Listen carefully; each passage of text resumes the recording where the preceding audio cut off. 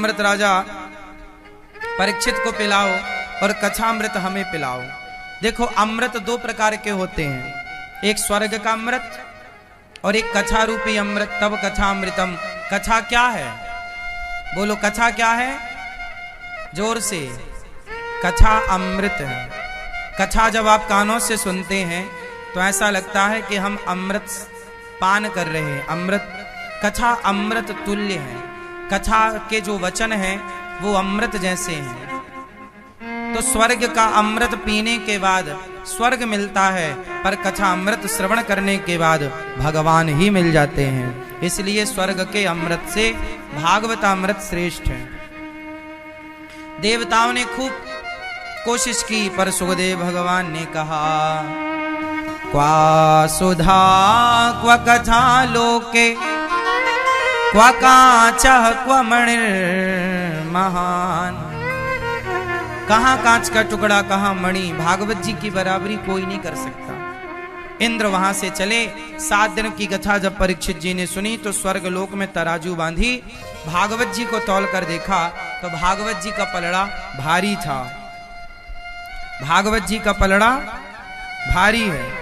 स्वर्ग के सुखों से भागवत जी का पलड़ा भारी था। तब भागवत जी से भगवान प्रकट होकर इंद्र से बोले, इंद्र तुम हमें तौलने चले हो? तब इंद्र का अभिमान समाप्त हुआ और भागवत जी से भगवान प्रकट होकर के इंद्र को दर्शन दिए। इंद्र को लग रहा था भागवत जी क्या है, पर भागवत से भगवान प्रकट हुए। भागवत प्रत्यक्ष भगवान का वांगमय स्वरूप है। जब भागवत सुनते हैं तो कानों से शब्द प्रवेश करते हैं, और शब्द कौन है? शब्द ब्रह्म। भगवान ही शब्दों के द्वारा कानों से हृदय में प्रवेश करते हैं। इसलिए शब्द बहुत अनमोल होते हैं। अच्छा बताइए, शब्द से ही सब काम होता है या ना? शब्दों से ही रिश्ते बनते हैं और शब्दों से ही रिश्ते बिगड़ते हैं। वाणी ही रिश्ते बनाती है और वाणी ही रिश्ते बिगाड़ती है। शब्दों से ही आपका मन शांत होता है और शब्दों से ही आपका मन अशांत होता है। चलो, मैं आपके मन को अशांत भी कर सकता हूं और मैं आपके मन को शांत भी कर सकता हूं। कैसे? आओ प्रैक्टिकल करते हैं। चलो, आपको किसी ने गाली दी, माना कि किसी ने गाली दी, तो जैसी गाली आपके कानों से गई, गाली ही भी तो एक शब्द है ना। गाली क्या है? मैया एक शब्द है। गाली भी कानों से अंदर जाती है, और जब गाली अंदर गई तो आपका मन क्या होता है? जोर से। गाली सुनने के बाद मन अशांत हो जाता है, गुस्सा आती है, क्रोध बढ़ता है, ब्लड प्रेशर हाई हो जाता है। बोलो हाँ। मतलब एक गाली शरीर में इतना प्रभाव कर रहा है, ब्लड प्रेशर को हाई कर दिया, आंखें बिल्कुल लाल लाल, होंठ आपके फड़कने लग जाते हैं। बोलो हाँ। एक गाली, गाली मीन्स शब्द, शब्द ही तो था ना गाली। वो जैसे ही अंदर गई वैसे ही प्रभाव दिखाया, हाँ या ना? आपके ब्लड प्रेशर को हाई कर दिया, आपके क्रोध को बढ़ा दिया, आपके मन को कई गुना अशांत कर दिया। यदि गाली मन को अशांत करती है तो आप 3 घंटे कथा सुनकर देखिए, अपने आप महसूस करेंगे कि संसार की बातें, गालियां मन को अशांत करती हैं, पर कथा है जो मन को शांत करती है। चंचल भटकता हुआ मन बिल्कुल शांत हो जाता है। ये कथा का प्रभाव है। तो ये प्रैक्टिकली आप करके देख सकते हैं। कथा बहुत प्रभावी होती है। इसलिए कथा कोई सामान्य शब्द नहीं है। 18,000 श्लोक, प्रत्येक श्लोक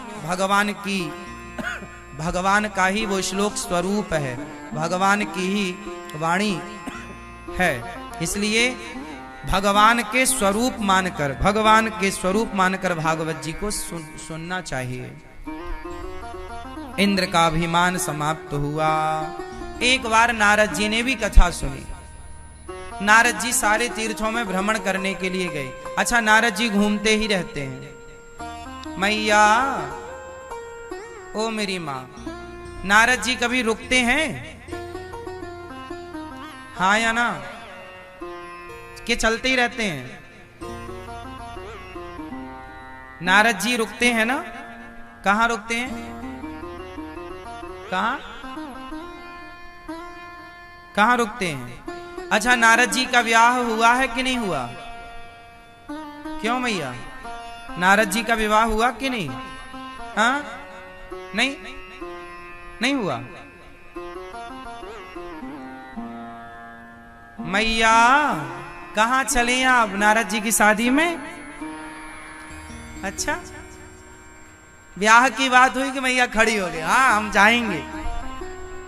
ब्याह की बात हुई नहीं कि तैयार लाल पीरी हरी मैया सारी, है ना? जा रही हो मेरी माँ? जल्दी आना। टाटा।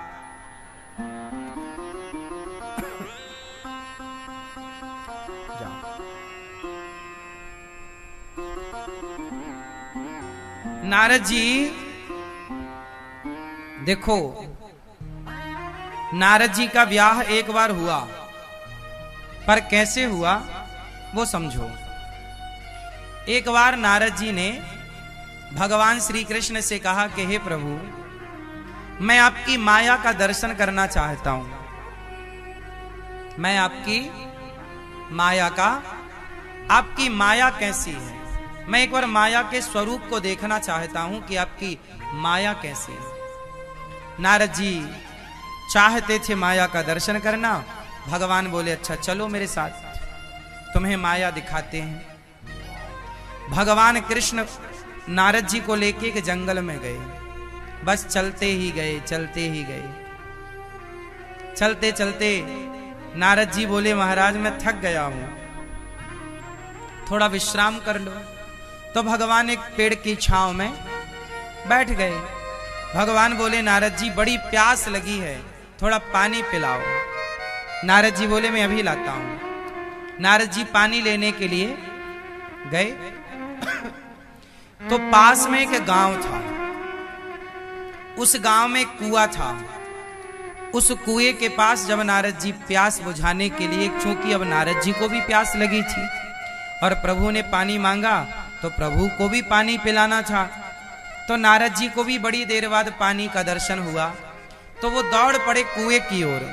अच्छा, उस कुएं में वहां के राजा की लड़की अपनी सखियों के साथ आई थी और वो राजा की लड़की बहुत सुंदर थी। अब नारद जी वहां पहुंचे और नारद जी ने उसी कन्या से कहा देवी बड़ी प्यास लगी है, क्या पानी मिलेगा? तो उसी कन्या ने कुएं में बाल्टी डाली, पानी खींचा और नारद जी को बाल्टी से पानी, पात्र से पानी, नारद जी ने ऐसे अंजलि बनाई और पानी पिया। अब जब नारद जी पानी पी रहे थे तो नारद जी उसी सुंदरी के मुख कमल को देख रहे थे और नारद जी उसको देखकर बड़े मोहित हो गए। वाह, बहुत सुंदर हैं आप। नारद जी ने कहा कि आप हमसे विवाह क्यों नहीं कर लेते?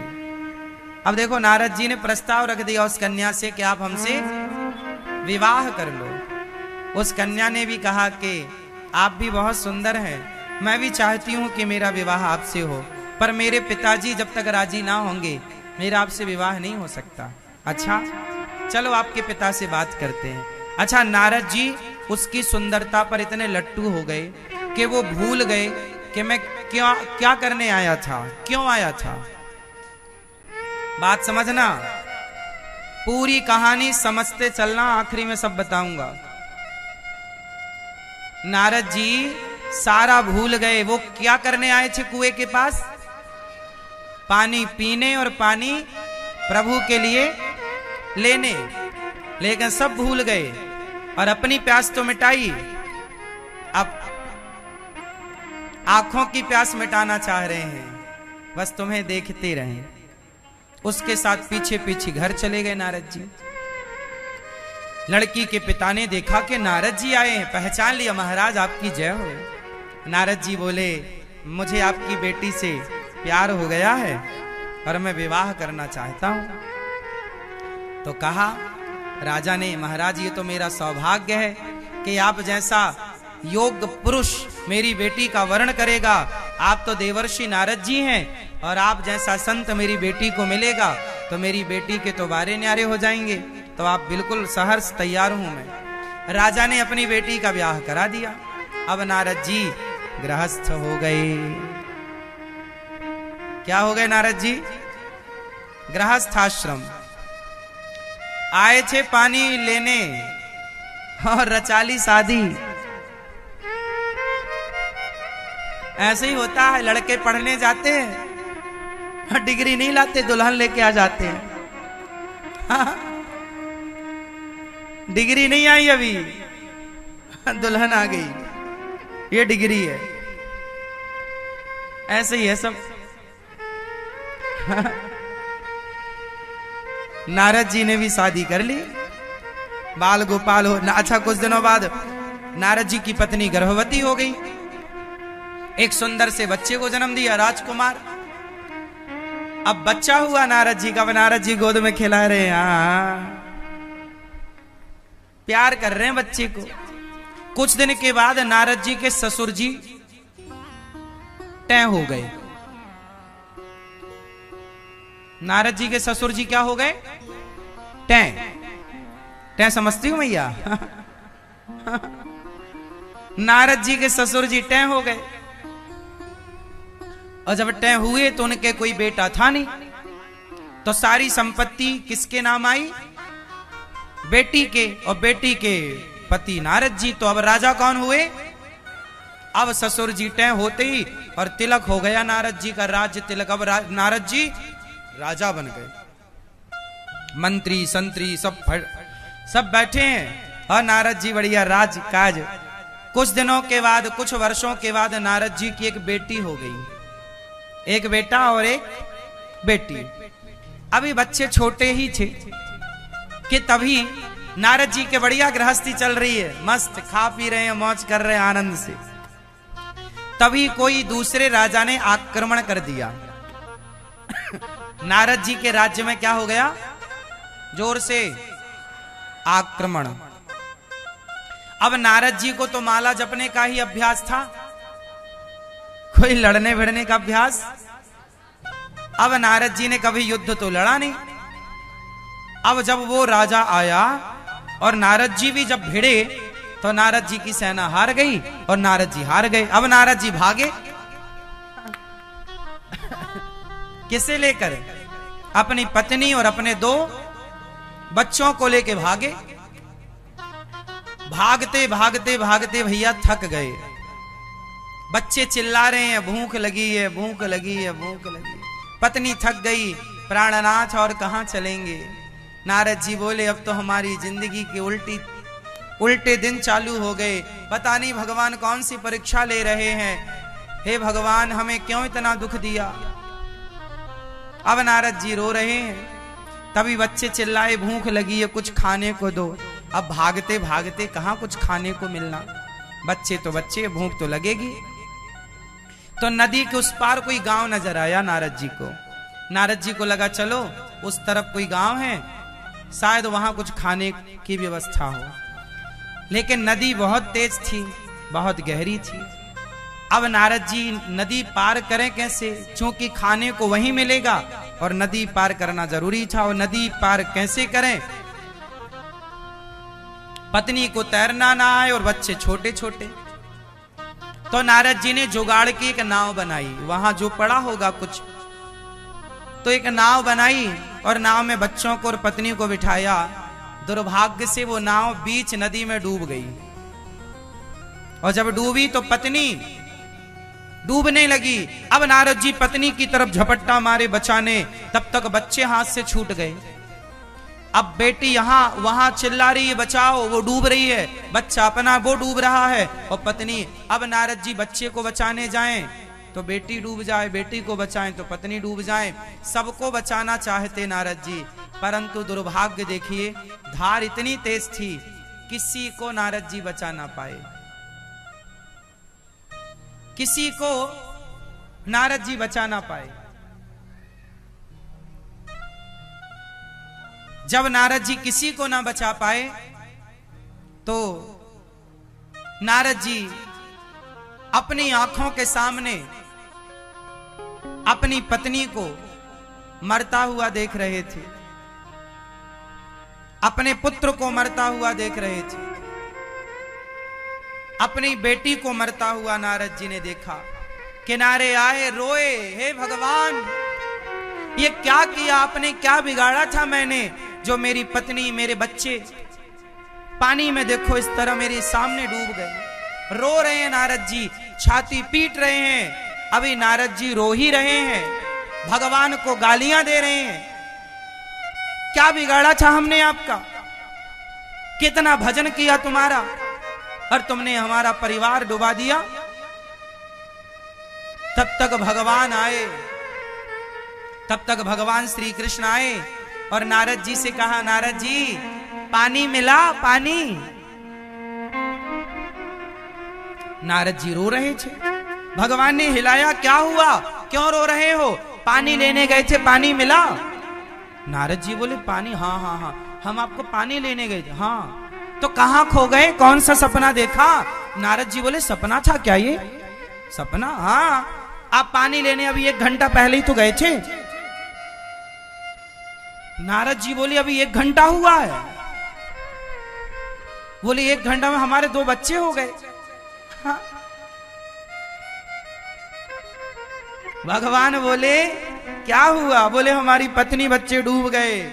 भगवान बोले, कोई नहीं डूबा, आपने बोला था ना कि प्रभु माया का दर्शन कराओ, यही है मेरी माया, यही है मेरी माया। मम माया दुरत्यया, बड़ी प्रबल है माया। नारद जी गए थे किसी और काम से, उलझ गए कहीं और, यही माया में उलझा हुआ प्राणी है। वो पत्नी, वो बच्चे, ये सब माया ही तो है, कोई नहीं था नारद जी का। नारद जी गए थे पानी लेने, पर उलझ गए माया में। कोई नहीं था नारद जी का, पर ऐसा लगा कि सब मेरे हैं। कोई नहीं है आपका, कोई नहीं है मेरा, पर संसार में ऐसे लगता है कि सब हमारे हैं। पत्नी के साथ रहो तो ऐसा लगता है पत्नी मेरी है, बच्चों के साथ रहो तो ऐसा लगता है बच्चे हमारे हैं। परंतु बहुत गंभीरता से विचार करने पर पता चलता है कि कोई किसी का नहीं है। ना तो पत्नी हमारी, ना तो बच्चे हमारे, यही तो माया है कुछ नहीं हमारा, पर सारी जिंदगी कहते हैं कि ये हमारा, ये हमारा। यदि तुम्हारा था, तुमने कहा कि महाराज जी पत्नी तो मेरी है, तुम्हारा था तो फिर तुम लेकर क्यों नहीं गए, छोड़कर क्यों चले गए। बच्चे तुम्हारे थे तो लेकर क्यों नहीं गए, छोड़कर क्यों चले गए। अरे बच्चे पत्नी छोड़ो, ये शरीर तुम्हारा था तो लेकर क्यों नहीं गए, छोड़कर क्यों चले गए। ये शरीर जब अपना नहीं है तो फिर भला संसार की कोई वस्तु अपनी कैसे होगी। परंतु लगती ऐसी है कि अपनी है, ये मेरा है।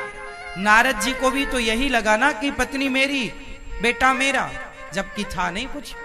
ऐसे ही है, ये माया है साहब। ये पत्नी, बेटा, परिवार मेरा है, ये एक सपना है।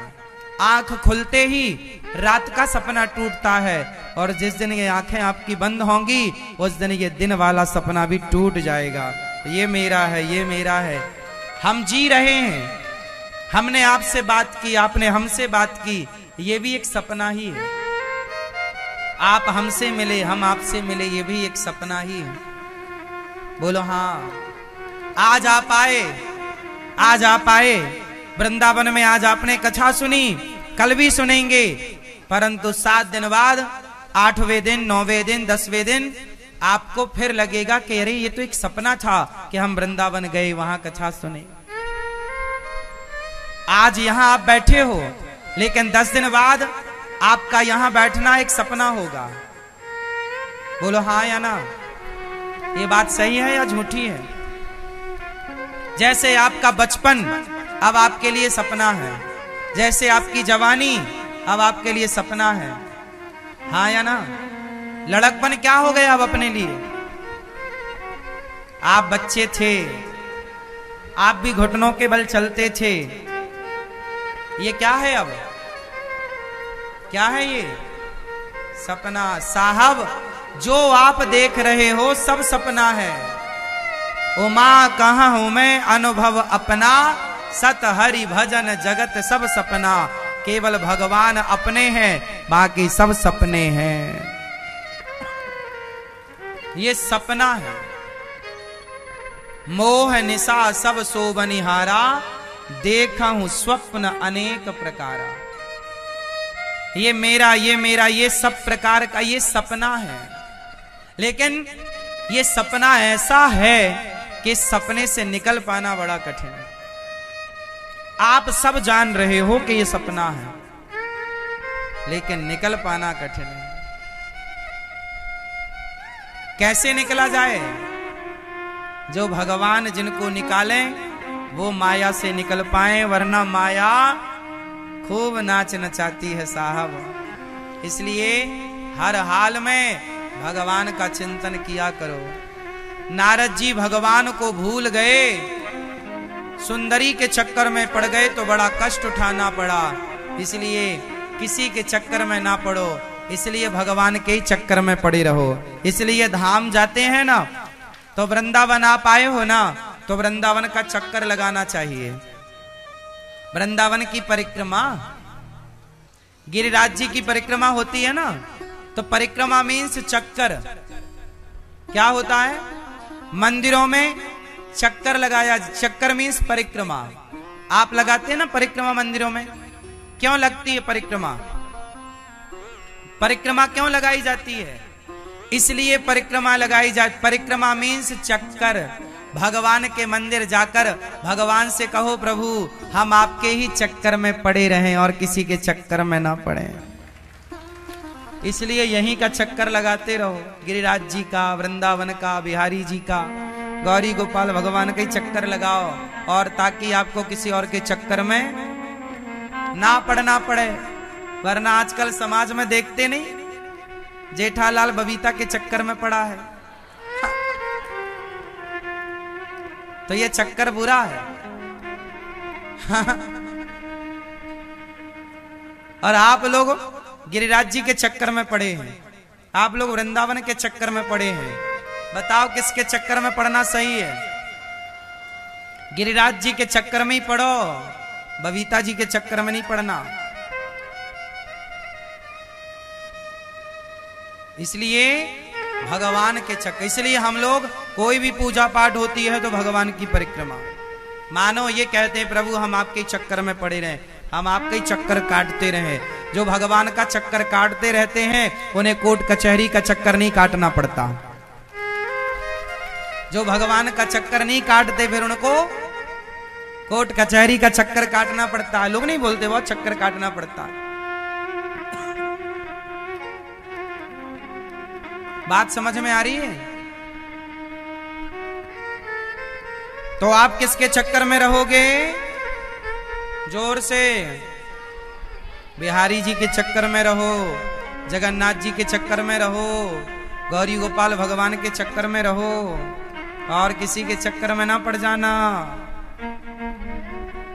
समझ में आ गई मैया?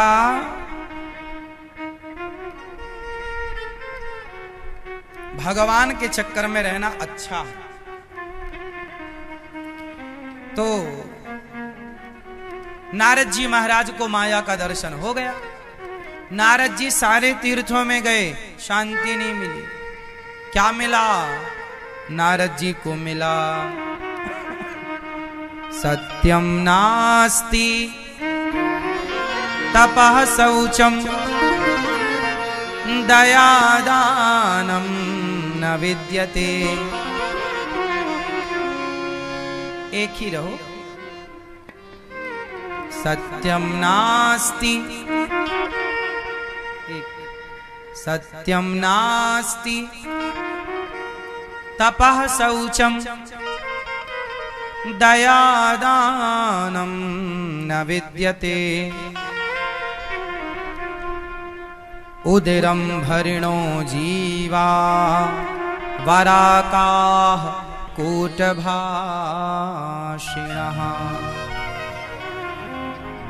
आजकल नारद जी ने देखा सारे तीर्थों में जाकर के सत्यम नास्ति, सत्य नहीं रहा, सत्य नहीं बचा।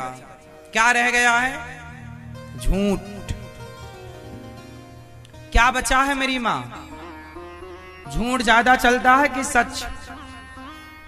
आजकल लोग क्या बोलते हैं? झूठ। आजकल लोग सच बोलते ही नहीं। और लोग दलील क्या देते हैं? महाराज जी सच बोलेंगे तो हमारा तो काम ही नहीं चलेगा।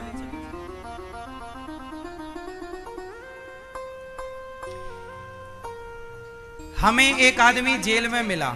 जब हम भोपाल जेल कथा सुनाने गए तो वहां हमें एक कैदी मिला। उसने बोला, महाराज जी हम तो झूठ बोलते हैं। हमने कहा बताओ झूठ बोलने के क्या फायदे? बोला हमने झूठ बोले तो हमें 6 साल की सजा पड़ी, सच बोले होते तो 20 साल की पड़ती। तो उसने मेरे से पूछा कि आप ही बताओ कि सच बोलना चाहिए कि झूठ बोलना चाहिए?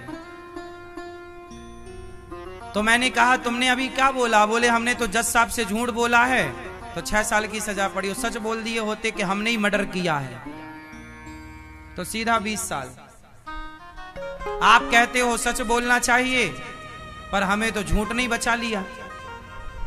हमने कहा पगले सच बोलना चाहिए क्या?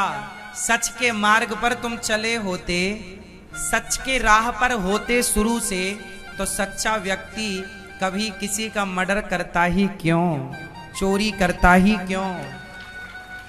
तुम कह रहे हो कि झूठ बोल लिए तो हम बच गए। भाई सच बोलते आप जीवन में तो क्या ये स्थितियां उत्पन्न होती? सच्चा व्यक्ति मर्डर करेगा ही क्यों? और जब मर्डर करेगा ही नहीं तो उसे झूठ बोलने की जरूरत ही नहीं है। सच्चा व्यक्ति चोरी करेगा क्यों? सच्चा व्यक्ति बलात्कार करेगा क्यों? इसलिए जो लोग आज कहते हैं ना कि झूठ बोलने से हमारा काम हो जाता है, वो आधा अधूरा ज्ञान रखते हैं। अरे सच्चे राह पर चलने वाले को कभी परेशान होना ही नहीं पड़ता। आप लोग यदि परेशान हैं तो निश्चित झूठ बोला होगा कभी ना कभी। अब आप फिर तो देखो झूठ बोलो या सच बोलो, जब कर लिया है तो भरना पड़ेगा। फिर तुम्हें सच भी क्यों बचाएगा?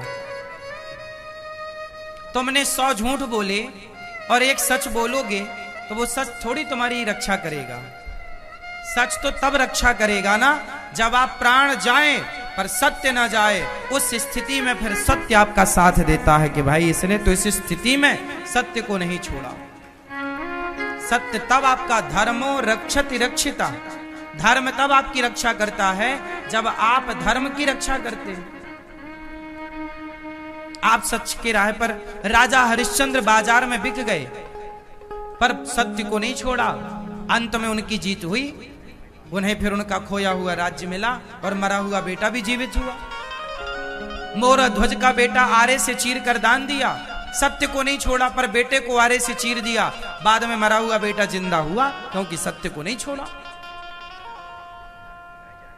तो सत्य का परिणाम बाद में आता है, आप पहले ही चाहते हैं तो पहले तो झूठ का ही परिणाम आता है ना। इसलिए लोग झूठ बोलना पसंद करते हैं। और आजकल तो लोग झूठ की पैरवी भी करते हैं कि झूठ ही लोगों को ज्यादा भा रहा है। लोग कहते हैं सच से तो हम चल ही नहीं सकते। अरे भाई सत्य के राह पर चलने वाले पांडव थे, इसलिए सत्य के राह पर चलने वाले पांडवों का साथ भगवान ने दिया।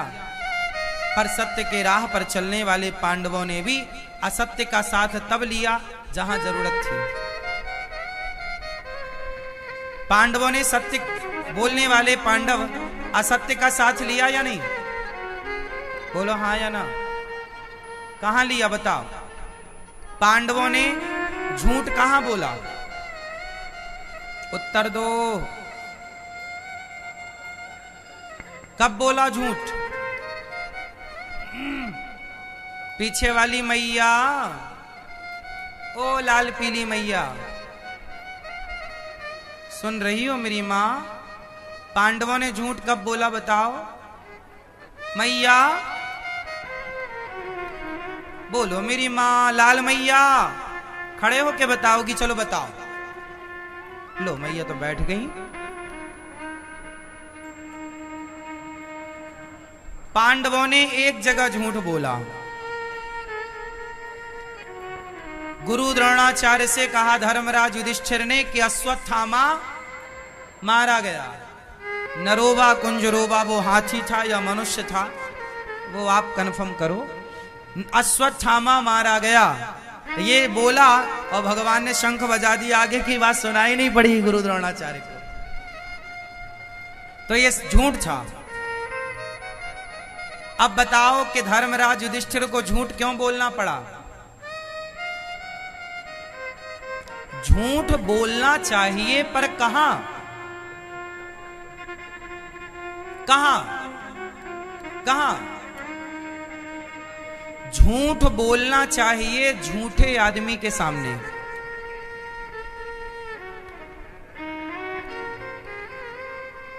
गुरु द्रोणाचार्य निरपराध सेना को मार रहे थे, खूब बाणों की वर्षा कर रहे थे। गुरु द्रोणाचार्य मारे जा रहे हैं, मारे जा रहे हैं। निरपराध जीवों की हत्या भगवान ने रोकनी चाहिए कि क्यों मार रहे हो? गुरु द्रोणाचार्य ब्राह्मण है और ब्राह्मण का धर्म युद्ध करना नहीं है। गुरु द्रोणाचार्य सिखाने वाले थे, टीचर हैं, गुरु हैं। अरे गुरु का काम होता है सिखाना, लड़ना काम नहीं होता। गुरु सिखाए, गुरु ब्राह्मण सिखाए। क्षत्रिय का काम होता है युद्ध करना। तो वो क्षत्रिय थे, कौरव और पांडव, वो लड़े, तुम काहे लड़ रहे हो? तो तुमने अधर्म किया या नहीं? उत्तर दो, उत्तर दो। गुरु द्रोणाचार्य ने एकलव्य का अंगूठा मांगा, अधर्म किया कि नहीं? जोर से, जोर से। अधर्म किया? युद्ध के अधिकारी ना होते हुए भी युद्ध किया, निरपराध सेना को मारा। जब आपने अधर्म किया तो अधर्म को रोकने के लिए यदि झूठ बोलने से अधर्म रुक रहा है तो वहां झूठ बोलकर अधर्म को रोकना चाहिए। यदि आपके झूठ बोलने से अधर्म रुक रहा है तो बोलो, वहां बोलो जहां आपके झूठ बोलने से हजारों लोगों की जान बच रही हो। गुरु द्रोणाचार्य बिल्कुल आपा खो बैठे थे, खूब धुआंधार बाणों की वर्षा करते जा रहे हैं, तब वहां उन्हें रोकना जरूरी था। किसी की रक्षा के लिए झूठ बोला जाए तो वो झूठ सत्य से बड़ा है, परंतु ये स्थिति वहां जहां आपके झूठ बोलने से औरों की रक्षा हो, औरों के मीन्स निरपराध लोगों की रक्षा, वहां झूठ बोलिए आप। क्यों जी? तो पांडवों ने झूठ बोला किसके कहने पर? श्री कृष्ण के। और भगवान से बड़ा नीतिज्ञ कौन है? भगवान जो कह रहे हैं वही धर्म है। भगवान कह रहे हैं कि यहां सच बोलो तो वहां सच बोलना धर्म है, और भगवान कह रहे हैं यहां झूठ बोलो तो वहां झूठ बोलना धर्म है। वहां अपना दिमाग मत लगाओ, वहां भगवान जो कह रहे हैं वो करो। धर्मराज युधिष्ठिर ने अपना दिमाग लगा लिया, नरोवा कुंजरोवा कह दिया, जबकि भगवान ने जो कहा वही ठीक है। जहां झूठ की जरूरत पड़े वहां झूठ भी चलता है, पर कहां? अपने स्वार्थ के लिए नहीं। पांडवों ने अपने लिए झूठ कहीं नहीं बोला, समाज के लिए। मेरे झूठ बोलने से निरपराध बच्चों की, स्त्रियों की, समाज की रक्षा हो रही हो तो मुझे झूठ बोल देना चाहिए। यही किया धर्मराज युधिष्ठिर ने। इसलिए बोला गया कि अश्वत्थामा मारा गया, जबकि मारा गया था हाथी। अश्वत्थामा उसका नाम था, अश्वत्थामा नाम के हाथी को मारा गया था। तो वो एक प्रकार का झूठ नहीं भी था, पर झूठ था भी तो वो इसलिए था, मैंने दोनों कारण बताए आपको। बात समझ में आई? तो झूठ बोलना पाप है, नदी किनारे सांप है, और काली माता आएंगी और घींच काट के ले जाएंगी। घींच जानते हो क्या होती है? क्यों? घींच जानते हो? नहीं? घींच जानते हो? घींच नहीं? गांव की भाषा में घींच बोलते हैं गर्दन को। घींच कट जाएगी मीन सिर कट जाएगा। तो गांव के बच्चे कहते थे ना, हम लोग छोटे छोटे थे, झूठ बोलना पाप है, नदी किनारे सांप है, काली माता आएंगी और घींच काट के ले जाएंगी। तो झूठ बोलना पाप है। धर्म न दूसर सत्य समाना, आगम निगम पुराण बखाना। सत्य बराबर तप नहीं और झूठ बराबर पाप। सबसे बड़ा पाप है झूठ बोलना, इसलिए झूठ नहीं बोलना चाहिए। ईमानदारी से जीवन गुजारो। क्या जरूरत है झूठ की? जहां जरूरत लगे समाज की रक्षा के लिए, कुछ जगह ऐसी हैं जहां झूठ बोलने की इजाजत है। स्त्रीसु नरम विवाहे चा वृत्यर्थे प्राण संकटे, ये सब बातें कही हैं। कहां झूठ बोलना है, कहां झूठ नहीं बोलना, ये सब बड़ी बातें हैं। इन सब का ज्ञान आपको होना चाहिए। ये सब ज्ञान तब होगा जब शास्त्रों का अध्ययन करेंगे। बात समझ में आई? हाँ। नारद जी ने कहा सत्यम नास्ति तपह, तप नहीं बचा, शौचम पवित्रता नहीं बची। भैया आप कितने बजे नहाते हो सवेरे? 4 बजे? वाह, देखो यही सबसे बड़ा झूठ है। कौन तुम्हारी गर्दन में तलवार रखा है कि 4 बजे बोलना है? जितने बजे नहाते उतना बोलो। तुम्हारी बात कौन मानेगा? कितने बजे नहाते हो सवेरे? 8 बजे। 4 से सीधा 8। तो 4 काहे बोल रहे थे? हैं? 8 बजे नहाते हो? 1 बार नहाते हो, 2 बार? दिन में कितने बार?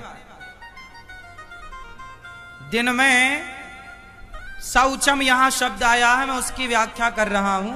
शास्त्रों की बातें जो हैं वही बता रहा हूं।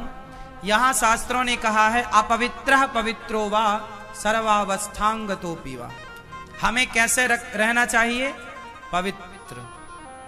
कैसे रहना चाहिए? और पवित्र शरीर भी हो और मन भी हो, दोनों चीजें क्या हो?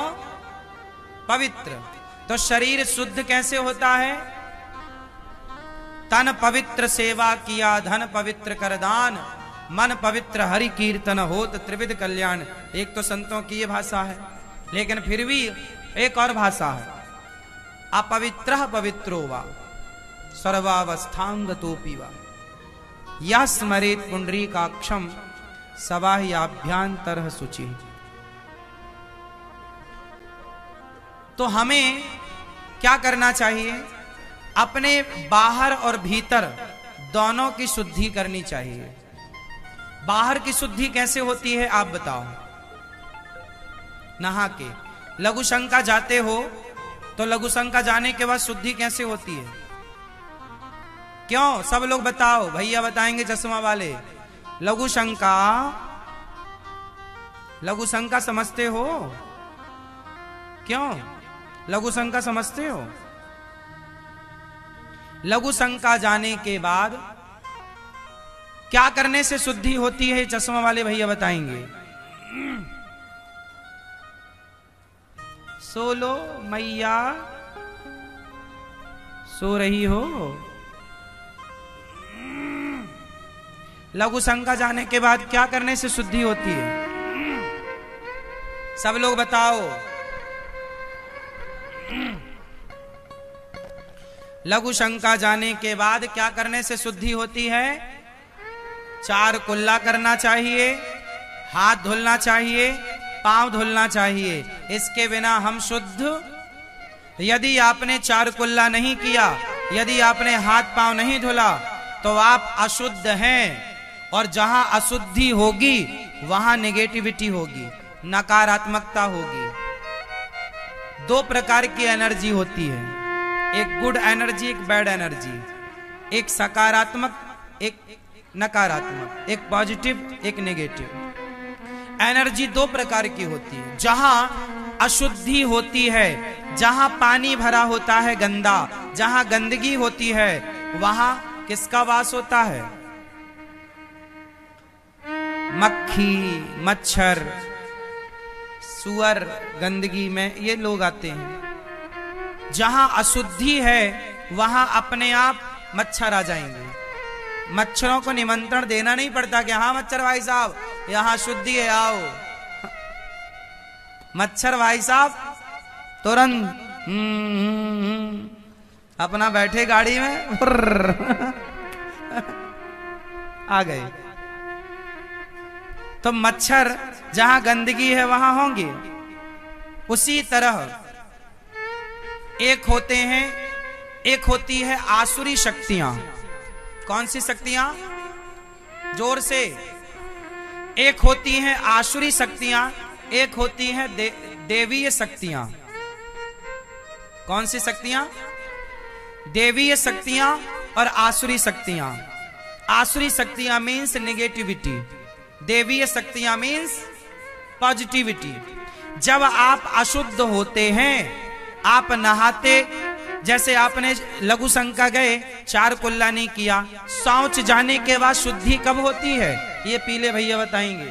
शौच के बाद शुद्धि कब होती है? जोर से।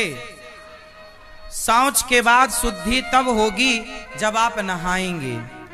पूरा नहाओ या आधा अर्ध स्नान करो, कपड़े जितने पहने हो सारे गीले करो और नाभि से लेकर आप अपने नाभि से पूरा अंग गीला करो, तब आप शौच के बाद शुद्ध होंगे। वरना यदि आप जैसे शौच, आजकल लोग क्या करते हैं, शौच जाने के बाद भी आजकल लोग नहाते नहीं हैं, सारे घर में घूमते रहते हैं। तो जितनी देर आप अशुद्धि में घूमे उतनी देर आपके अंदर क्या हुआ? आसुरी शक्तियों का वास।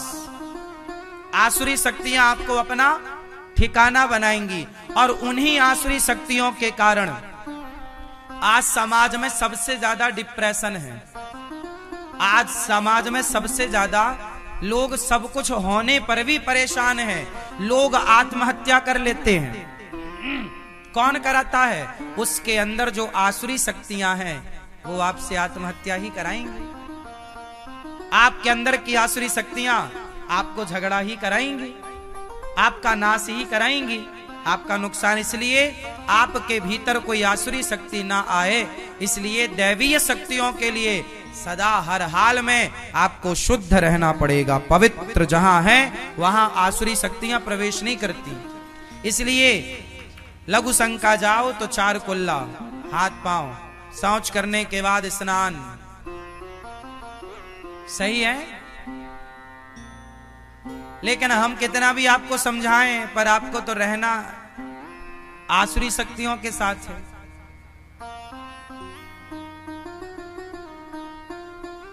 क्यों? इसलिए हम अपना काम करते हैं, हमारा धर्म है समझाना। समझो तो समझो वरना चूल्हे में जाओ। हाँ? ना समझो हमें क्या, हमारा काम है समझाना। समझो मैया, चला लो मोबाइल, समझ सको तो समझो दिलवर जानी। हाँ? नहीं समझो तो फिर भी दिल है हिंदुस्तानी।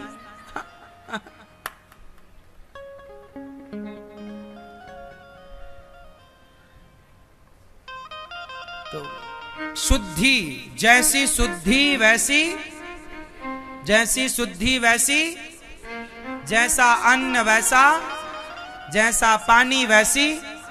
हाँ, ये सारी, और देखो ये सारी चीजें ना, यदि बच्चे तुम्हारे शुद्धि में नहीं रहते, इसमें बच्चों का दोष नहीं है। जब बच्चे छोटे छोटे थे तब से तुमने सिखाया नहीं, बताया नहीं, डांटा नहीं, बच्चों को सिर पे चढ़ाए रखा। चढ़ाओ सिर पे। पहले की माँ बच्चों को अच्छा 2-4 जमाती रहती थी। आजकल की मम्मियां सिर पे ही चढ़ाए रहती हैं। समझाओ प्यार से, बेटा जो जरूरी है वो करना है। नारद जी बोले, मैं सारे तीर्थों में गया पर शांति नहीं मिली। इसके लिए वृंदावन जब मैं आया तो यहाँ एक कन्या को मैंने उदास देखा। देवी कौन हो? उस कन्या ने बताया, अहम अहम भक्तिरिति ख्याता, इमऊ में तनयौ मतौ, ज्ञान वैराग्य नामानौ, काल योगेन जर्जरौ। कहाँ उत्पन्न हुई देवी, आप कौन हैं? नारद जी ने देखा कि यहाँ स्त्रियों का मेला जाने लगे नारद जी, तो दौड़ करके भो भो साधो क्षणम तिष्ठ, एक पल के लिए रुक जाइए। नारद जी पूछे कौन हो? अहम भक्ति, मैं भक्ति हूं। ये मेरे बेटे ज्ञान वैराग्य। अरे ये हालत कैसी हो गई? जब से कलयुग आया। कहाँ उत्पन्न हुई हो देवी? उत्पन्ना द्रवणे साहम वृद्धिम कर्णाटके गता, क्वचित क्वचिन महाराष्ट्रे गुर्जरे जीर्णताम गतः। उत्पन्ना द्रवणे साहम, हमारा जन्म द्रवण देश में हुआ। द्रवण देश मीन्स हृदय। वृद्धिम कर्नाटक के, कानों से जब कथा सुनी तो भक्ति बड़ी हुई। क्वचित क्वचिन महाराष्ट्रे, महाराष्ट्र में हमें कहीं कहीं सम्मान मिला। और गुर्जरे जीर्णताम गतः, गुजरात में हम बूढ़ी हो गई, गुजर गई रातें भजन के बिना। वो गुजरात। भक्ति महारानी बोली, महाराज आप मेरा दुख दूर करो। नारद जी बोले, चिंता ना करो। जिन्होंने द्रौपदी वृथा खेद यसे वाले, जिसने द्रौपदी का दुख दूर किया है, खेद मत करो देवी। जिसने द्रौपदी का दुख दूर किया वही कृष्ण कन्हैया तुम्हारा और हमारा सबका दुख दूर करेंगे। तुम भगवान की शरण में चलो। द्रौपदी को भगवान ने उबारा है कष्ट से, तुम्हें भी उबारेंगे। नारद जी बोले, देवी चिंता ना करो। नारद जी वेद पुराणों का पाठ सुनाते हैं पर भक्ति का दुख दूर नहीं हुआ। भक्ति महारानी बोली, महाराज हम तो वृंदावन में हैं, सारी जगह गए पर धन्यम वृंदावनम तेन भक्तिर नृत्यति यत्र चा। धन्य है ये वृंदावन जहां भक्ति महारानी नृत्य करती हैं। यत् फलम नास्ति तपसा न योगेन समाधिना, तत्फलम लभते सम्यक कलौ केशव कीर्तनात्। सतयुग त्रेता द्वापर में जो फल यज्ञ जप तप करने से होता था, कलयुग में वही फल केवल भगवान नाम से होता है। कलयुग बहुत अच्छा युग है। कलयुग अच्छा युग है कि बुरा है?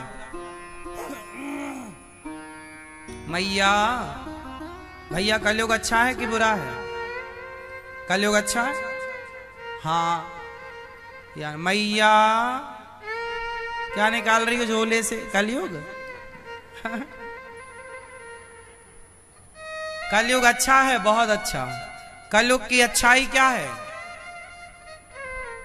कलयुग की अच्छाई है, कलयुग केवल नाम आधारा, सुमरी सुमरी नर उतरही। केवल नाम भगवान का कोई जप ले, केवल भगवान का ध्यान कर ले, भगवान से प्रेम कर ले, इसी से वह भवसागर से पार हो जाएगा। इतने मात्र से ना जप ना तप ना बहुत सारा अनुष्ठान, कुछ नहीं। काम करते रहो और प्रभु का नाम, काम करते रहो, नाम जपते रहो, मन से गोविंद गोपाल गाते चलो, भगवान को याद रखो, बस इतने में आपका कल्याण हो जाएगा। कलयुग बहुत अच्छा है। नारद जी ने वेद इत्यादि सुनाए पर दुख दूर नहीं हुआ। तब वेदों का फल भागवत जी। सनकादियों ने कहा भागवत सुनवाओ। हरिद्वार की पावन धरा पर भागवत जी हुई और भक्ति महारानी ने जब सुना तो भागवत सुनते ही भक्ति का सारा दुख दूर हो गया। ये वो भागवत जी हैं जिन्हें भक्ति ज्ञान वैराग्य सुनते हैं तो उनका भी दुख दूर होता है। अरे जिन भागवत जी से भक्ति ज्ञान वैराग्य का दुख दूर हुआ वही भागवत जी से हमारा और आपका भी दुख दूर होगा। इसलिए भागवत सुना करो। आज कितने पति पत्नियों का उजड़ता हुआ घर भागवत जी ने बसा दिया। कितने लोगों का घर बसाया भागवत जी ने। आप बताइए, आप में से कितने लोग ऐसे हैं जिन्हें भागवत सुनने के बाद बहुत कुछ सीखने को मिला और बहुत सारा बदलाव जीवन में हुआ। किस किस के जीवन में भागवत सुनने के बाद बदलाव हुआ? हाथ उठा के मुझे कन्फर्म बताइए। हुआ? आपको भी हुआ? क्या बदलाव हुआ?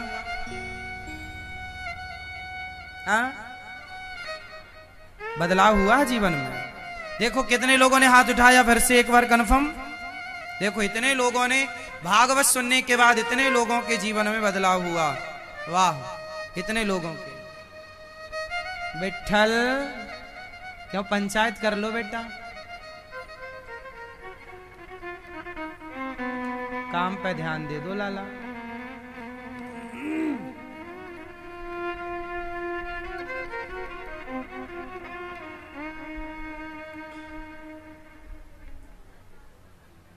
तो भगवान आप लोगों के जीवन में इतना सारा बदलाव हुआ है कथा सुनने के बाद। कथा के बाद यही बदलाव है जीवन में। जब भागवत आप सुनते हैं तो बदलाव निश्चित होता है, निश्चित होता है। बदलाव चाहिए ना, तो बदलाव होता है भागवत जी से। इसलिए तो इतनी दूर दूर से आप लोग वृंदावन आके भागवत सुनते हैं, कथाएं सुनते हैं। बदलाव नहीं होता तो कैसे आते? तो भागवत जी सुना करो। जिन्होंने पोथी पाठ कराया है आप निश्चित आप अपने जीवन में बदलाव देखेंगे, भगवान की कृपा का अनुभव देखेंगे। इसलिए भागवत जी के पाठ जरूर कराने चाहिए, भागवत जी जरूर सुननी चाहिए। अभी फिर भागवत जी के पोथी पाठ होंगे। आप लोग भी चाहें तो भागवत जी के पोथी पाठ 14 मई से आप भी करा सकते हैं। भक्ति महारानी का सारा दुख दूर हुआ और भक्ति महारानी बड़े प्रेम से भक्ति महारानी का सारा दुख हृदय में जाकर भक्तों के बैठी हैं। अब नारद जी ने एक सवाल किया, महाराज कोई पापी व्यक्ति भागवत सुन के तर जाए, कोई आश्चर्य नहीं। जिसने सारी जिंदगी पाप किया है, क्या ऐसा पापी भागवत से तरेगा? हाँ, ये मान वह पाप कृतस्तु सर्वदा सदा दुराचार रता विमार्गिगाः क्रोधाग्निदग्धः कुटिलाश्च कामिनः सप्ताह यज्ञेन कलौ पुनन्ति ते। कितना भी बड़ा पापी क्यों ना हो, भागवत से तर जाएगा। कोई तरा? हाँ, धुंधकारी एक पंडित जी थे, आत्मदेव उनका नाम था। आत्मदेवः पुरे तस्मिन् सर्ववेद विशारदा। बड़े ज्ञानी थे आत्मदेव जी, सारे वेदों के ज्ञानी। परंतु उनकी पत्नी धुंधली देवी बहुत अच्छी थी, सारी जिंदगी उल्टी चली धुंधली। उल्टी जैसे अभी यहां एक भैया आए अपनी मां को लेकर, इनकी पत्नी कैसी है, ऐसी तो धुंधली होती है, उल्टी चले। उनसे कहो कि सास की सेवा करो तो नहीं करूंगी, ये कर लो नहीं करूंगी, सारी जिंदगी उल्टी। पर आत्मदेव जी भी रहने लग गए थे साथ में। क्या करें, जीवन तो गुजारना ही है। पत्नी कैसी हो पति कैसा हो वो गुजारना ही पड़ता है। ये सब भाग्य की चीजें हैं मेरी माँ। अच्छी पत्नी मिल जाए ये भी पुण्य से मिलती है। आपने बहुत पुण्य किया होगा तो बहुत अच्छी पत्नी बहुत अच्छा, पुत्र बहुत अच्छा, पति बहुत अच्छा, परिवार मिलता है पुण्य से। और पुण्य जरा कम हुए तो भगवान भी सब चाइना मॉडल पकड़ा देते हैं। अब जो बात बात में बिगड़ जाए पत्नी, मैं मायके चली जाऊंगी तुम देखते रहियो, ये सब चाइना मॉडल है। कब बिगड़ जाए कोई भरोसा नहीं, और बिगड़ जाए तो सुधरे भी नहीं, तलाक लेके ही मानती हैं फिर। ऐसे ही पति कुछ चाइना मॉडल होते हैं, जरा जरा सी बात में पत्नी को मारते रहते हैं, पत्नियों को परेशान करते रहते हैं, पत्नी को परेशान, ये सब चाइना मॉडल है। ब्रांडेड पति कैसा होता? ब्रांडेड पत्नी जो सदा अपने पति का सम्मान करे, जो सदा अपने पति की बात माने, जो सदा अपनी पत्नी को प्रेम करे और अपनी पत्नी की आंखों में आंसू ना आने दे, ये पति अच्छे होते हैं। अच्छा, कोई पति चाहता है कि मेरी पत्नी की आंखों में आंसू ना आए, फिर भी पत्नी रोए तो क्या करे पति? सब कुछ करे कि भाई मत रो सब ले, फिर भी रोए तो क्या करे पति?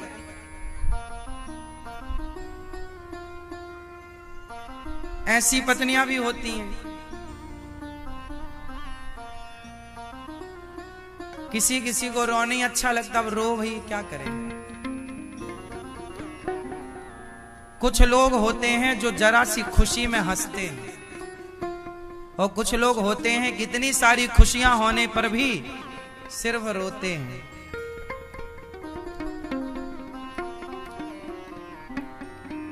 मक्खी दो तरह की होती है, मक्खी दो तरह की होती है।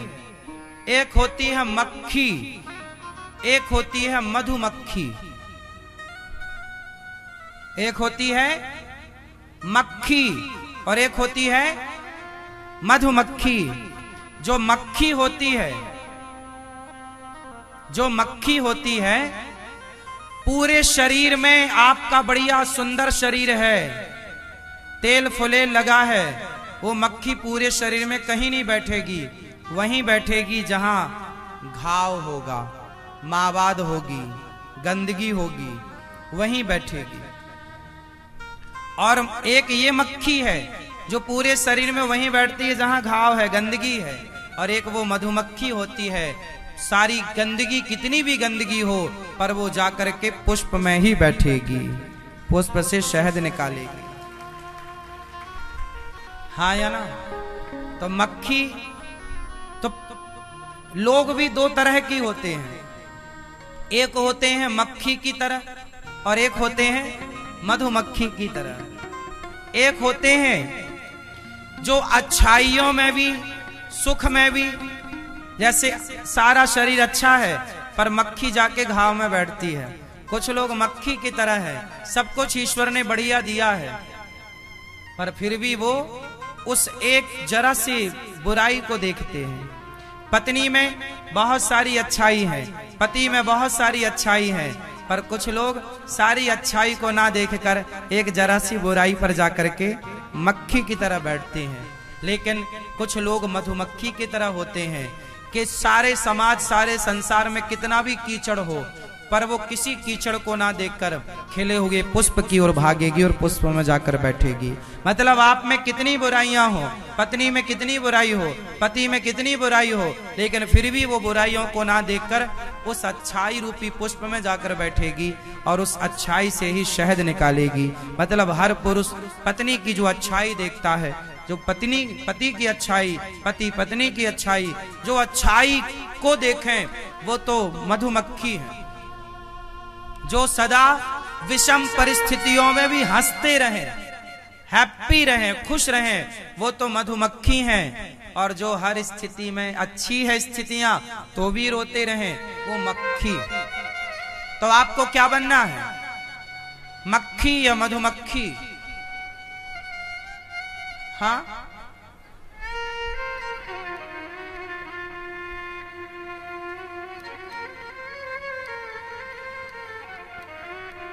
कहाँ चले भैया मधुमक्खी बनने?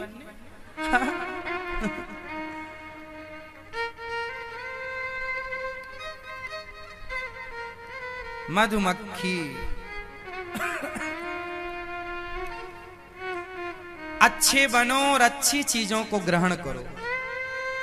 मक्खी बुरी चीज को ग्रहण करती है, जबकि मधुमक्खी अच्छी चीज, जो बुरी चीज ग्रहण करे वो मक्खी और जो अच्छी चीज ग्रहण करे वो, इसलिए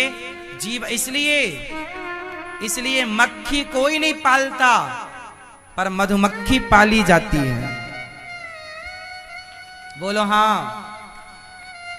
इसलिए मक्खी कोई नहीं पालता, पर मधुमक्खियां पाली जाती हैं, क्योंकि शहद का कारोबार वहीं से स्टार्ट है। तो शहद बनाने वाले लोग मधुमक्खियां पालते हैं। इसका भी एक पूरा प्रोसेस होता है, पूरी खेती होती है।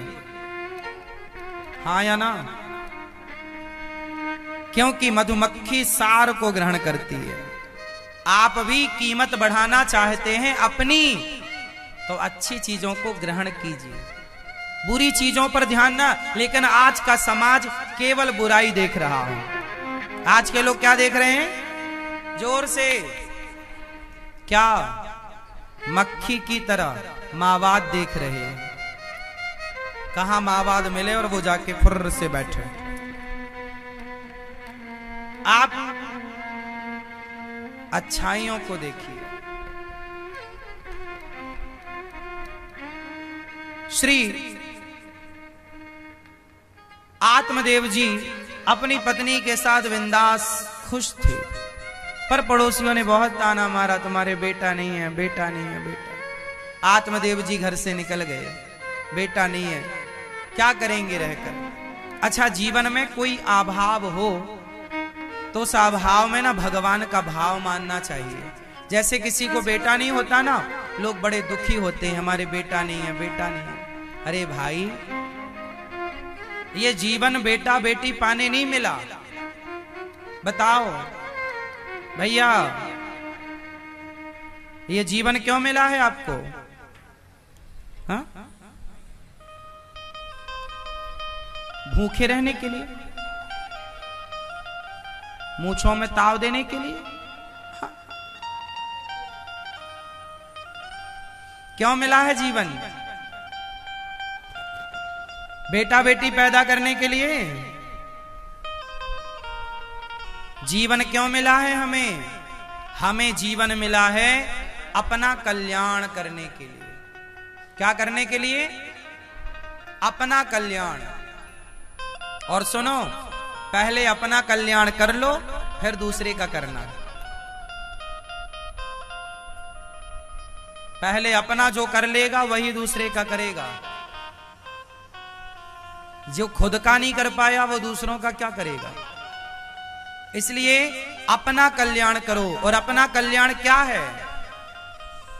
आज के लोग अपना कल्याण नहीं चाहते। वो तो आप लोग अपना कल्याण चाहते हैं, तो आप वृंदावन आ गए, भागवत सुन रहे हैं। कुछ लोग घर में ही भागवत सुन रहे हैं। जो भागवत से जुड़े हैं, सत्संग से जुड़े, कथा कीर्तन से जुड़े, वो लोग अपना कल्याण चाहते हैं। और जो नहीं सुन रहे आज भी, मतलब वो लोग अपना कल्याण, वो बहुत कष्ट उठाने वाले हैं। उन्हें अभी मजा आ रहा है, लेकिन बाद में सजा मिलेगी। जैसे खुजली को खुजलाने में मजा बहुत आता है, खुजलाते जाओ, खुजलाते जाओ, खुजलाते जाओ, फिर जलन होती है ना, तो नानी याद आती है। ऐसे ये संसार। कल परसों हम लोग आ रहे थे ना, एक दूल्हा घोड़ी पे बैठा बैठा नाच रहा था। हम लोगों ने कहा, नाच ले बच्चू, आखिरी बार नाच रहा है।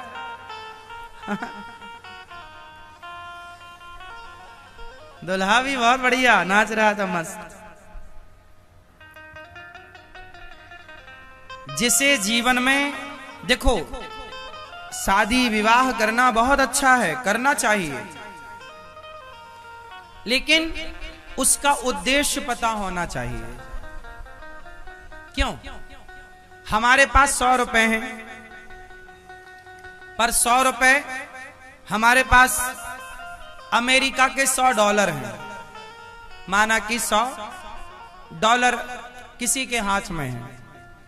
अब उसे लगा यार भैया ये कैसा नोट आ गया, उसने कभी देखा नहीं कि डॉलर का स्वरूप ऐसा होता है, उसने तो रुपए देखे हैं भारतीय पैसा। अब जब उसके हाथ में उसे डॉलर दिखाई पड़ेगा तो वो उसे समझ लेगा कि ये नकली है, वो उसकी कीमत नहीं जानेगा, उसे नहीं पता कि ये डॉलर है। मतलब डॉलर तो आपके पास है पर आपको उसकी कीमत नहीं पता, तो फिर होने का फायदा क्या? यदि आपके पास डॉलर है और आपको उसकी कीमत नहीं पता, आपके पास हीरा है और आपको उसकी कीमत नहीं पता, तो होने का कोई फायदा है? उत्तर दो, उत्तर। हीरा है किसी के हाथ में और उसे कीमत ही नहीं पता। एक आदमी को हीरा मिला तो वो गधे को साबुन लगा के उस हीरे से घिस रहा था। क्यों? क्योंकि उसे पता ही नहीं था कि ये हीरा है और इसकी कीमत करोड़ों में है। वो तो गधे को साबुन लगा के उसे पत्थर समझ के उससे घिस रहा कि ये दरदरा बढ़िया है, इससे साफ होगा हमारा गधा। हीरा तो है साहब, पर कीमत नहीं पता। क्यों? सही है। उसी तरह आप लोगों को मानव का शरीर मिला है, आपको पता ही नहीं कि मानव शरीर की कीमत क्या है। आपका विवाह हुआ है, आपको पता ही नहीं कि विवाह क्यों होता है, विवाह की कीमत क्या है। आपके बच्चे हुए, आपको पता ही नहीं कि बच्चों का होना क्यों जरूरी है तो क्या उपयोग है इन बच्चों का। बस सबके बच्चे हो रहे हैं, हमारे भी होने चाहिए, सबकी शादियां हो रही हैं, हमारी भी होनी चाहिए। आजकल लोग बस ये, आज किसी से रहस्य जानो, पूछो क्यों भाई आप मानव शरीर पाए हैं, इसकी उपयोगिता बताओ, क्या कीमत है, बताओ भाई आपकी क्या कीमत है, क्या कीमत है आपकी? कुछ भी नहीं। लो कह रहे हैं भैया कुछ भी कीमत नहीं हमारी। क्यों? क्या कीमत है आपकी? हाँ? कुछ नहीं। क्यों भाई, क्या कीमत है आपकी? उत्तर दो, क्या कीमत है आपकी? आपसे पूछ रहे हैं सरकार। अच्छा ये बताएंगे चश्मा वाले भैया हमारे, आपकी क्या कीमत है? आप, हाँ सुन रहा है ना तू। क्या कीमत है आपकी? बताओ। कुछ भी नहीं। क्यों भैया आपकी क्या है? ओ भैया बताओ क्या कीमत है आप लोगों की? क्यों? एक आदमी के पास हीरा है और उसे पता ही नहीं कि उसकी कीमत क्या है, तो हीरा होने का कोई मतलब है? उसी तरह आप मनुष्य हैं पर आपको पता ही नहीं कि आपकी कीमत क्या है, तो फिर मनुष्य होने का मतलब क्या है जब पता ही नहीं आपको क्या कीमत है आपकी? आप में से कितने लोग गरीब हैं? हाथ उठा के कंफर्म करा दो। जो गरीब हैं वो हाथ उठाएं। हाथ उठाओ जो गरीब हैं। ठीक, कुछ लोग हाथ उठा रहे हैं। अब हम आपको बताते हैं कि आप गरीब हो कि अमीर हो और आपके शरीर की कीमत क्या है। भाई आपकी आंखें कितनी हैं? 2। एक आंख की कीमत क्या होगी? बोलो। आप बेचना चाहोगे? हाँ? नहीं। 50 लाख मांगोगे तो लोग 50 लाख देंगे। 1 करोड़ मांगोगे तो लोग 1 करोड़ देंगे। एक आंख का। हाँ या ना? बोलो हाँ। आपकी किडनियां 2 करोड़ मांगोगे तो लोग 2 करोड़ देंगे। 4 करोड़ मांगोगे तो लोग 4 करोड़ भी देने को तैयार हैं। आप तैयार हैं तो मतलब जो आपके बॉडी के पार्ट हैं, अंग हैं, क्या उनकी कीमत आप जानते हैं? नहीं। आपको ईश्वर ने अनमोल शरीर दिया, आंखों से कीमती, किडनियों से कीमती। बताओ क्या है आपके पास सबसे कीमती? क्या है आपके जीवन में सबसे कीमती? क्या है आप बताओ, क्या है सबसे कीमती? हैं? आते हैं? दांत? हाँ, सांस। हाँ, सही पकड़े। सबसे अनमोल है हमारा जीवन ही सबसे अनमोल है, हमारी श्वास सबसे अनमोल है। आपका जीवन अनमोल, तेरा जीवन यूं ही गवा रहा है। किस ओर तेरी मंजिल, किस ओर जा रहा है? आपके पास हीरा है, अरे संसार का हीरा इतना कीमती ना होगा जितना कीमती आपका शरीर रूपी हीरा है। ये वो हीरा है, इस हीरे से उस परमात्मा रूपी हीरा को पाया जा सकता है। मीराबाई ने अपने श्वासों से, अपने शरीर से, अपने मन से चिंतन करके ही तो गिरधर गोपाल को पाया। तुलसीदास जी ने अपने शरीर से ही, मन से ही तो चिंतन करके प्रभु को पाया। मतलब ये शरीर ही है जो भगवान को पाने में सहयोग करता है हमारा। ये शरीर है तो इस शरीर से ईश्वर को पाया जा सकता है, वरना कैसे पाओगे? तो बताओ, शरीर माध्यम है या नहीं किसको पाने का? उस ईश्वर को पाया जा सकता है जो ये संसार रचने वाला है। अब बताओ, अनमोल आपका शरीर है, अनमोल तेरा जीवन यूं ही गवा रहा है। आपका शरीर इतना जो लोग कहते हैं हम बड़े गरीब हैं, अरे भाई कहां से गरीब हो? आपकी एक आंख करोड़ की है, आपकी किडनी या लीवर करोड़ों का है, फिर कैसे गरीब हो? ईश्वर ने किसी को गरीब नहीं बनाया साहब। आप अकर्मण्य यदि हैं, कुछ करते धरते नहीं, तो रोटी को मोहताज तो होना ही पड़ेगा। और यदि आप कुछ करते हैं, परिश्रम करते हैं, तो आपको दो दो रोटियों के लिए मोहताज नहीं होना पड़ेगा। ईश्वर ने तो आपको सुंदर शरीर दिया है, कमा के खा लो। अनमोल शरीर है, दे दिया, आगे का काम आप करो, सब भगवान करेंगे। तो तुम क्या करोगे? खटिया तोड़ते रहोगे? कुछ तुम भी तो करो, सब भगवान ही करेंगे। बोलो हाँ। तो आपका शरीर क्या है? इसका कोई मोल? करोड़ों। बताओ, आपका ये शरीर अनमोल है या नहीं? कितने में बेचोगे अपने आप को?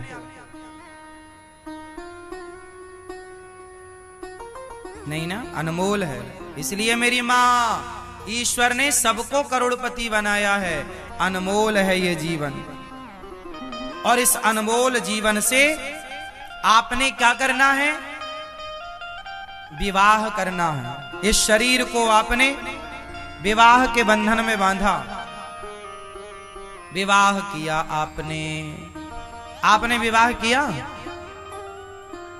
आपने विवाह किया? क्यों किया विवाह? आप विवाह क्यों किए भैया? आपने विवाह क्यों किया? दादाजी, भैया आप बताओ, आपने विवाह किया क्यों? सबने किया, हमने भी कर लिया। क्यों दादाजी? आप बताओ। पीछे वाले भैया ऐसे बैठे हो, मस्त है। हाँ, बैठे रहो, बस बताओ, ब्याह किया आपने? क्यों किया? नहीं, ब्याह कर लिया, पता ही नहीं क्यों किया, और घर वालों ने करा दिया, महाराज जी, हो गया। पता ही नहीं। वही तो हमने बताया कि हीरा तो है, पर कीमत ही पता नहीं, तो हीरे होने का कोई अर्थ नहीं है। शरीर अनमोल है, इस शरीर से ईश्वर को पाया जा सकता है। दूसरा, विवाह क्यों किया? आपने विवाह किया? क्यों किया?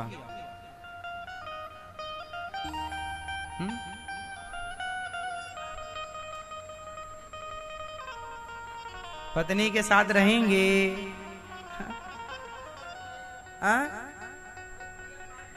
हाँ, ठीक कहा आपने। हम लोग विवाह इसलिए करते हैं क्योंकि हमारी संस्कृति में बिना विवाह के हमारे यहाँ हम यज्ञ करने के अधिकारी नहीं होते, इसलिए हमारी पत्नी हमें यज्ञ का अधिकार देती है, इसलिए विवाह किया जाता है। इसलिए हमारे यहाँ जब विवाह होता है तो मंडप के नीचे ही सबसे पहला यज्ञ होता है। पंडित जी कराते हैं, पति पत्नी दोनों से एक यज्ञ कराते हैं। मतलब विवाह क्या है? एक यज्ञ है। हम विवाह के बाद यज्ञ करने के अधिकारी हो जाते हैं। इसलिए पत्नी के साथ बैठकर ही जोड़े से आप कोई भी अनुष्ठान करने के अधिकारी हैं। इसलिए विवाह कराया जाता है कि हम ईश्वर की प्राप्ति में हमारी पत्नी और हमारा पति हम एक दूसरे के सहयोगी बनकर यज्ञ करें, इसलिए विवाह होता है। लेकिन आजकल शादी का मतलब क्या हो गया है? शराब। शादी का मतलब आजकल क्या हो गया है? शराब। आजकल शादियों में लोग खूब बढ़ चढ़ के शराब पीते हैं, पार्टियां होती हैं, सारे दुल्हा तक शराब पी के आता है। आप में से कितने लोग इस बात से सहमत हैं कि आज शादियों में सबसे ज्यादा लोग शराब पी के आते हैं? सारे बाराती शराब के नशे में, सारे नहीं, मतलब 98% तो मान लो आप, 95 मान लो, और क्या लोग शराब के नशे में होते हैं? बोलो हाँ। आजकल तो बड़े बड़े शहरों में शादियों में स्त्रियां तक शराब पीती हैं। हाँ या ना? आप लोग पीते हैं? नहीं? मैया आप नहीं? सही बताओ, कभी शराब नहीं पी आप? सहेली तो कह रही थी कि एक बार हमारे संग बैठ के पी रही थी आप। नहीं?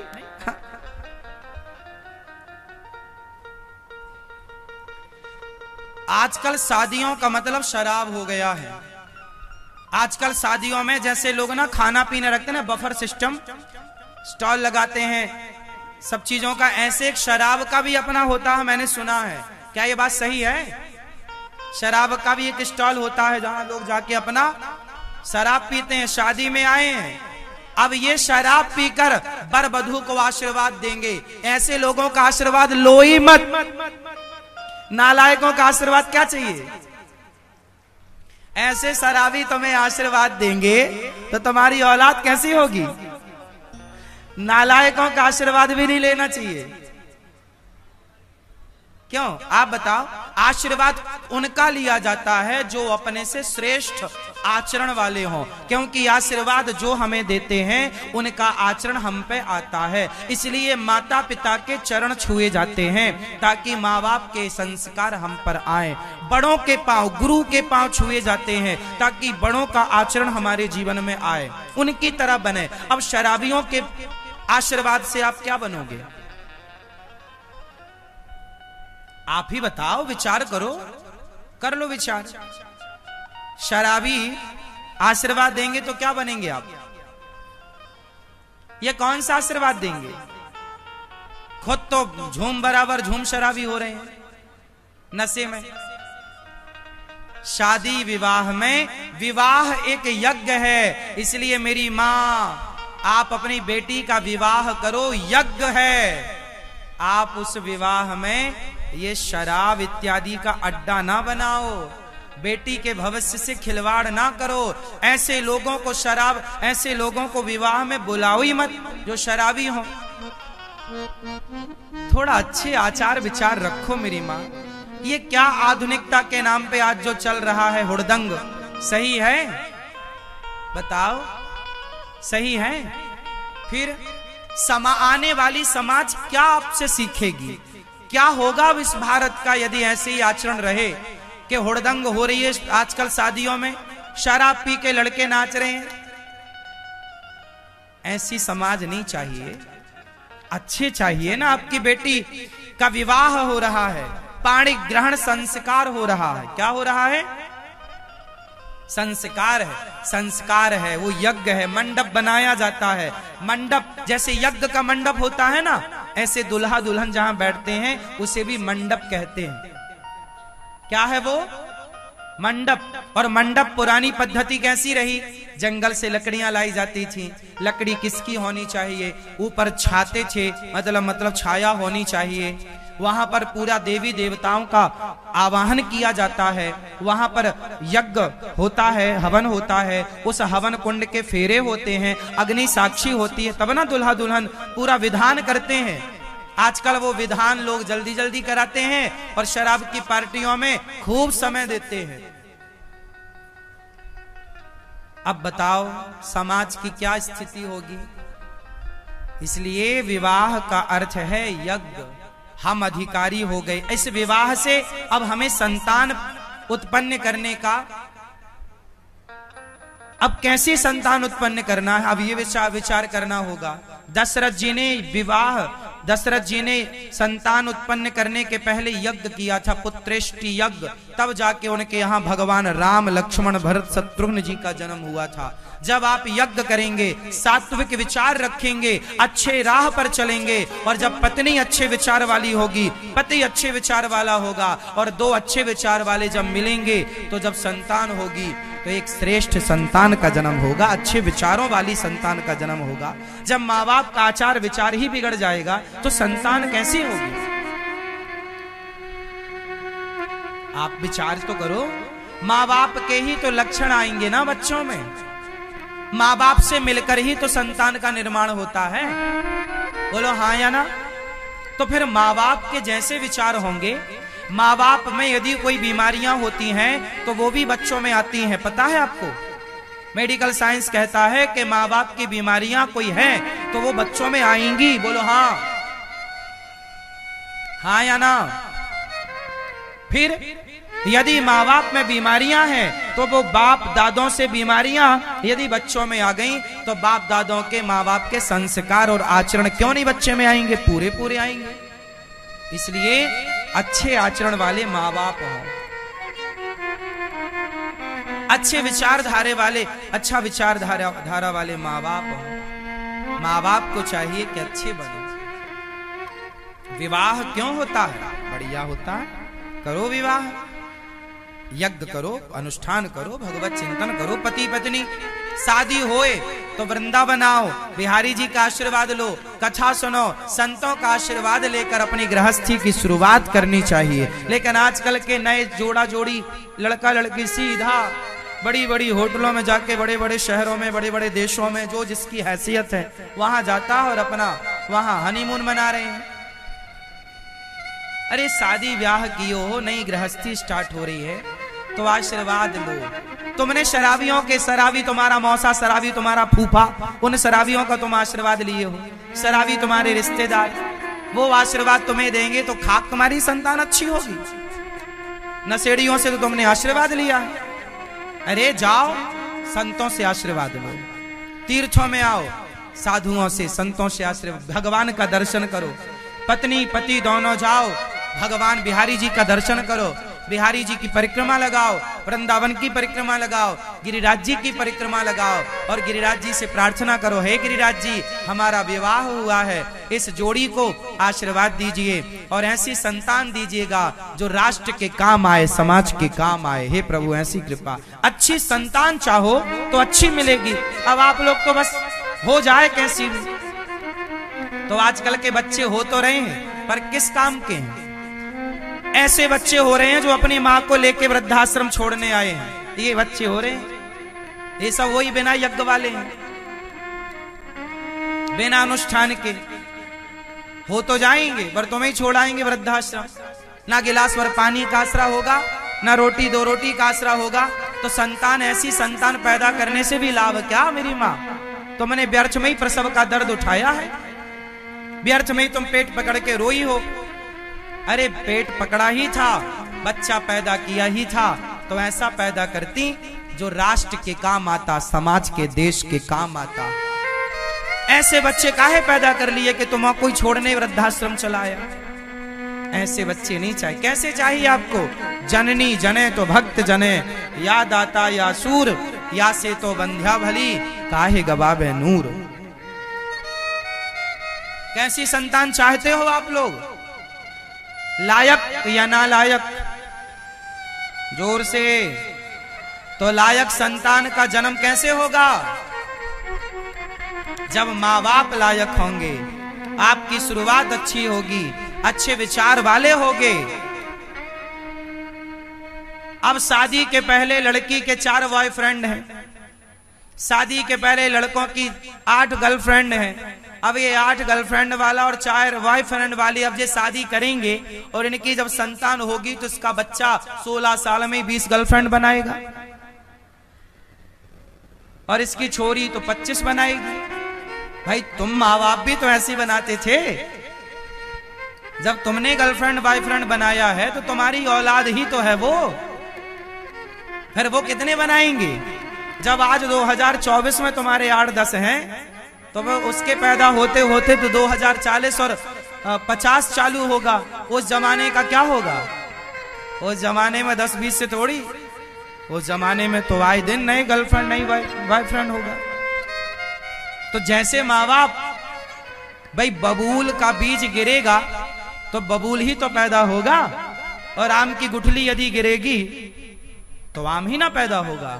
भाई जो बीज होगा वही ना फसल तैयार होगी। पेड़ बोए बबूल का तो आम कहां से आए? गाय का बच्चा गाय ही होगा, गाय का बछड़ा वो गौवंशी ही कहलाएगा और भैंस का भैंसा ही कहलाएगा। गीदड़